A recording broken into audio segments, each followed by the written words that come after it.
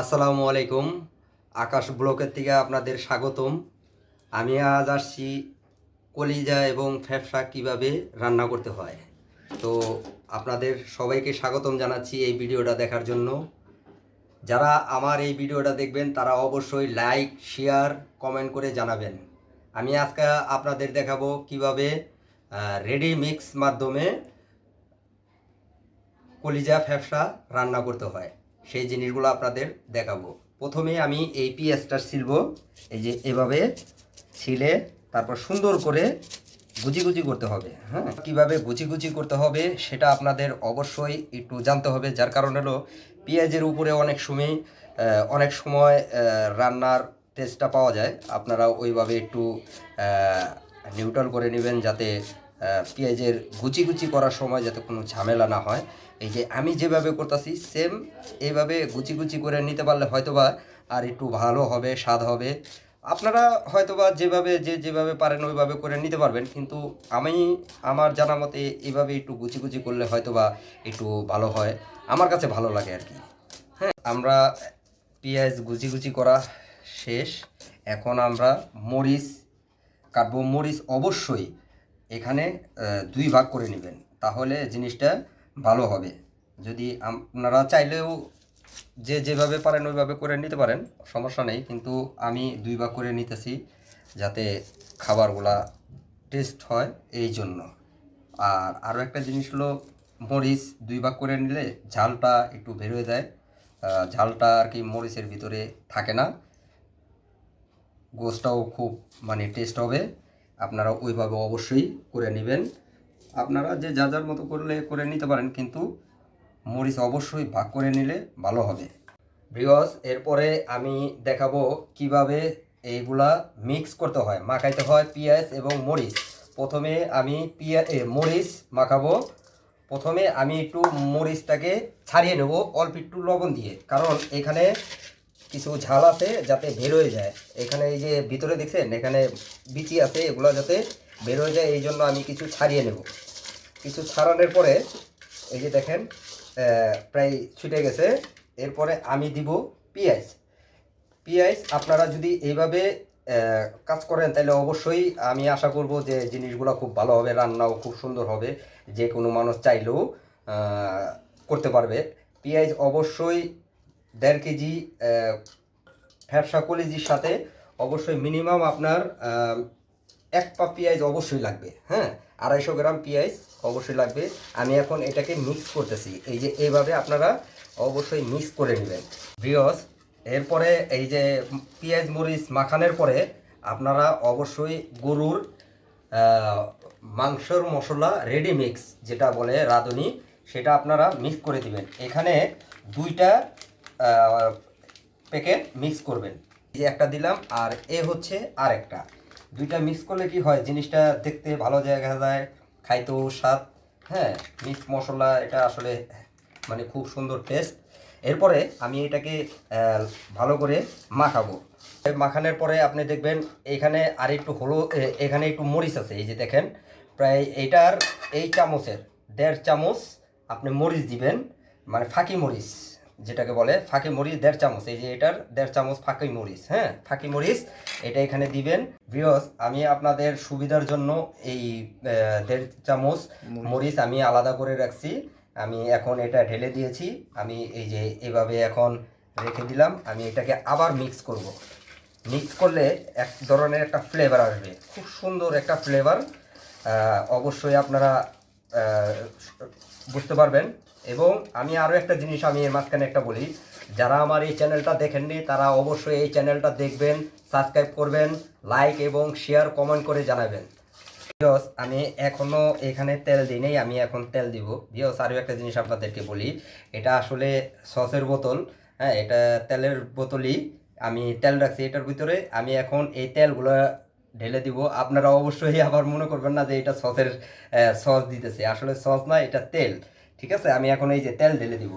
আপনাদের নিজ আন্দাজ মতন একটু তেল ঢেলে দিবেন, তাহলে জিনিসগুলো দেখতে খুব সুন্দর দেখা যাবে বা খেতেও সুস্বাদু হবে। আবার আমি মিক্স করব, এটা এইভাবে আবার মিক্স করব, যাতে তেল, পেঁয়াজ, মরিচ যাতে একসাথে, হলুদ মরিচ যেগুলো আছে টোটাল যাতে একসাথে মিক্স হয়ে যায়। ভিউয়ার্স দেখেন কালারটা কি সুন্দর আসছে, মনে হচ্ছে যে আমি এখন নিজেই খাই, কিন্তু আসলে এখন পর্যন্ত এটা রান্না হয়নি, সেই জন্য আর কি এখন পর্যন্ত এটা খাওয়া অসম্ভব।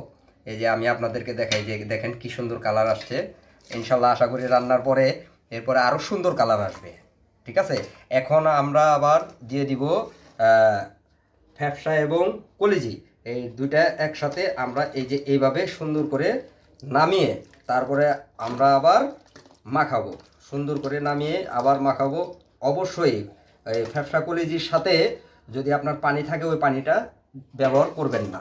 ফ্যাপসা কলিজি অবশ্যই আপনারা সুন্দর করে ভালো করে ধুয়ে নেবেন। অবশ্যই ফ্যাপসা কলিজি আগে সিদ্ধ করে নেবেন, এটা সিদ্ধ করে নিলে তাহলে জিনিসগুলো খুব সুন্দর হয়, ভালো হয়। এই যে আমি এখন এটা দিয়ে দিয়েছি, এখন আমি সুন্দর করে মাখাবো। ভিউয়ার্স দেখেন আমি এখন এটাকে মিক্স করেছি, এখন দেখেন কি সুন্দর কালার আসছে, মনে হচ্ছে যে এখনই খাই, কিন্তু আসলে রান্না হয়নি। হ্যাঁ, ওই রান্নার পরে হয়তো বা খেতে পারবো, কিন্তু আপনারাও আপনাদের নিজের বাসায় যদি এরকমভাবে করেন তাহলে আশা করতেছি ইনশাল্লাহ কোনো সমস্যা হবে না, রান্না খুব সুন্দর হবে, খুব চমৎকার হবে, যে কোনো মানুষ দেখলে অবশ্যই খাইতে মন চাবে।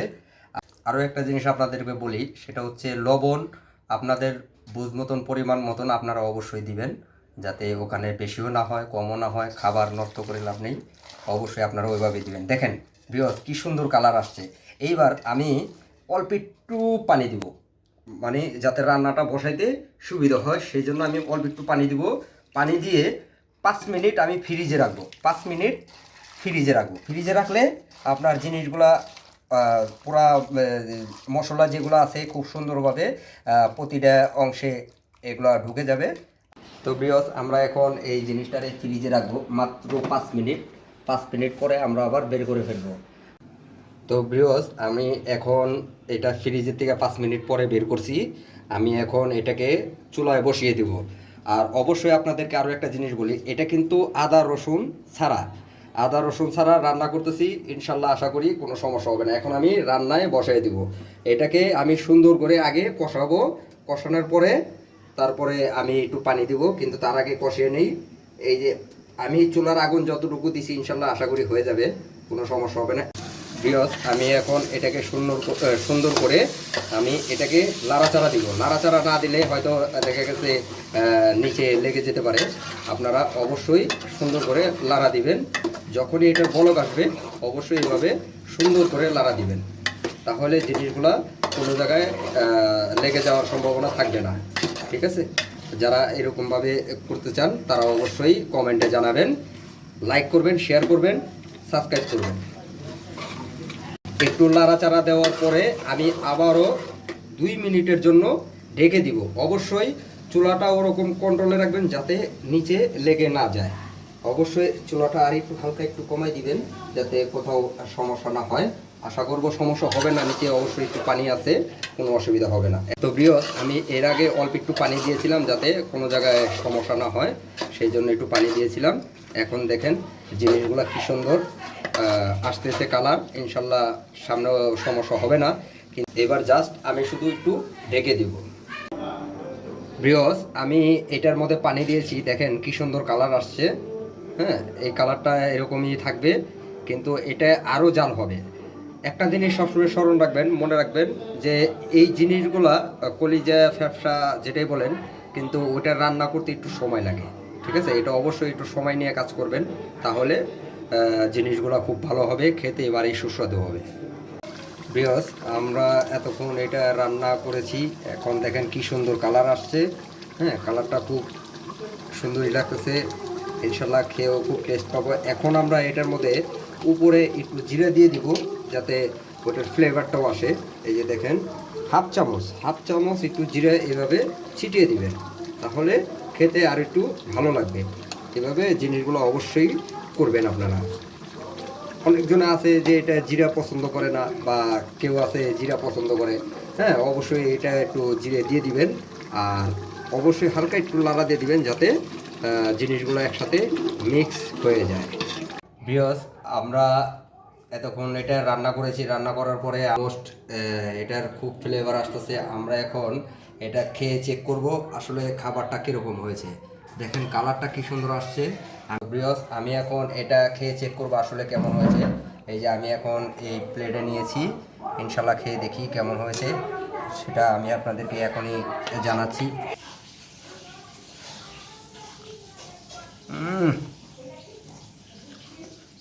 সেরকম হয়েছে, অস্থির অস্থির। ব্রিয়স, আপনারাও এরকমভাবে রান্না করে একটু খেয়ে দেখবেন, আশা করছি ইনশাল্লাহ এটা ভালো লাগবে। আদা রসুন ছাড়া রেডি মিক্স মশলা দিয়ে আমি কলিজা ফ্যাপসা এগুলো রান্না করেছি, ইনশাল্লাহ খুব ভালো হয়েছে। আশা করছি আপনারাও এই রান্নাটা অবশ্যই বাসায় করে দেখবেন, আশা করতেছি ইনশাল্লাহ এই রান্নাটা অনেক ভালো লাগবে। আর আমাদের রান্নার এই পরিবেশ আপনাদেরকে দেখালাম, আশা করতেছি ইনশাল্লাহ ভালো লাগবে। তো আমার ভিডিওটা এই পর্যন্তই সমাপ্তি। যারা এই চ্যানেলটা দেখবেন তারা অবশ্যই শেয়ার, লাইক, কমেন্ট করে জানাবেন। ধন্যবাদ। আসসালামু আলাইকুম।